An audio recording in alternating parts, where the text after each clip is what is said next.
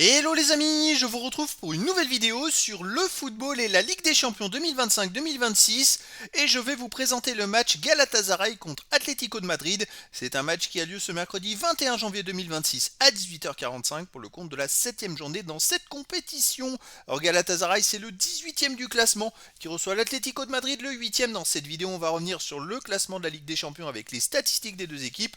On verra également les résultats et le calendrier de ces deux équipes dans cette compétition ainsi que le classement des meilleurs marqueurs et des meilleurs passeurs de la Ligue des Champions.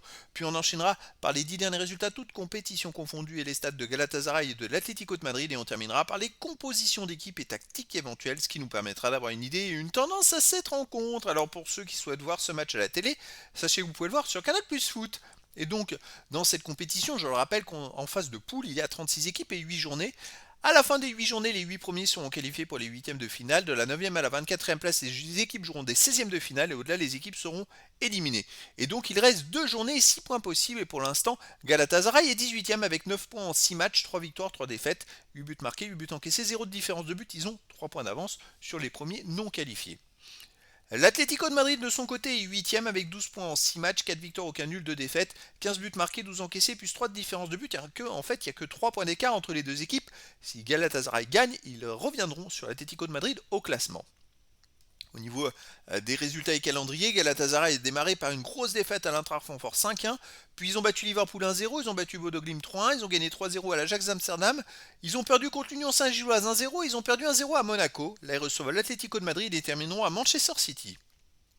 L'Atlético de Madrid de son côté a démarré par une défaite à Liverpool 3-2, puis ils ont battu l'Eintracht Francfort 5-1. Ça fait un gros écart entre les deux équipes au niveau des deux premières journées.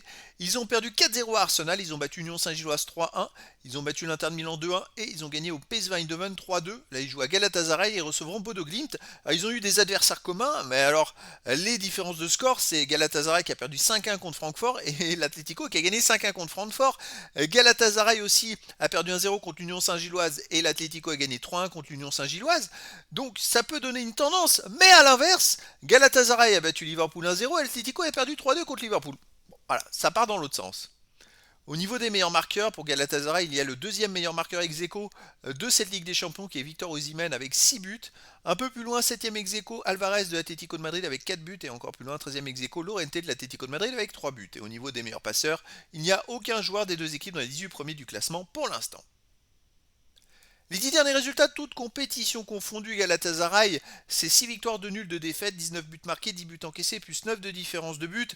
Alors Galatasaray perd très peu, hein, et c'est vrai que c'est une équipe plutôt solide cette saison. À domicile, ils viennent de faire un partout par contre contre Gaziantep FK. Sinon avant, ils ont perdu 2-0 contre Fenerbahçe. Donc 2 matchs de suite à la maison sans gagner quand même, hein, en ce début d'année 2026. Avant, ils ont battu Trabzonspor 4-1, ils ont battu Kassim Passa 3-0, ils ont battu Basak Sehir 1-0. Ils ont aussi battu Samsun Sport 3-2. Ça reste quand même une équipe très solide, hein, malgré ses derniers résultats peut-être un peu moins bien. Atlético de Madrid, sur les 10 derniers matchs, 6 victoires à nul, 3 défaites, 16 buts pour 12 contre, plus 4 de différence de but. Il reste sur 2 victoires de suite sans encaisser de but, 2 fois 1-0. Avant, il y a eu une défaite, un nul. Bon, c'est une équipe quand même hyper solide, hein, faut reconnaître. Après, il y a certains joueurs vieillissants. Alors, à l'extérieur, ils restent sur une victoire 1-0 à Deportivo La Corogne. Sinon, ils ont aussi fait un partout à la Real Sociedad. Ils ont gagné 3-0 à Gérone. Ils ont gagné 3-2 à l'Atlético Baleares. Ils ont aussi gagné 3-2 au PSV Eindhoven, perdu 1-0 à l'Athletic Bilbao, perdu 3-1 à Barcelone. Bon, c'est des résultats un peu en dents de scie, mais ça reste une équipe solide. Mais bon, on verra si Galatasaray joue avec Victor Osimhen ou pas. Ça peut faire des différences. Moi, je verrais bien quand même une victoire de l'Atlético de Madrid 2-1 à Galatasaray, mais dans le foot, tout est possible. Au niveau des compositions d'équipe et tactique pour Galatasaray, on aurait du 4-2-3-1 gardien Kakir, défense Saleh, Sanchez, Bardaxi, El Mali ou Jacobs, milieu de terrain défensif Lemina et Torreira, milieu offensif Elie, Sané, Gundogan et Yilmaz, attaquant Icardi ou Osimhen. Et pour l'Atlético de Madrid, on aurait du 4-4-2 avec gardien Oblak, défense Lorente, Pubil, Onco, Ruggieri, milieu de terrain Simeone, Coquet, Barrios, Baena, attaquant Sorloth et Alvarez. Donc voilà, le décor est planté entre ces deux équipes et donc je vous donne rendez-vous ce mercredi 21 janvier 2026 à 18h45 pour le match de football de la 7e journée de la Ligue des Champions 2025-2026. Galatasaray, le 18e du classement, reçoit l'Atlético de Madrid, le 8e. Voilà les amis, je vous dis à très bientôt pour une nouvelle vidéo.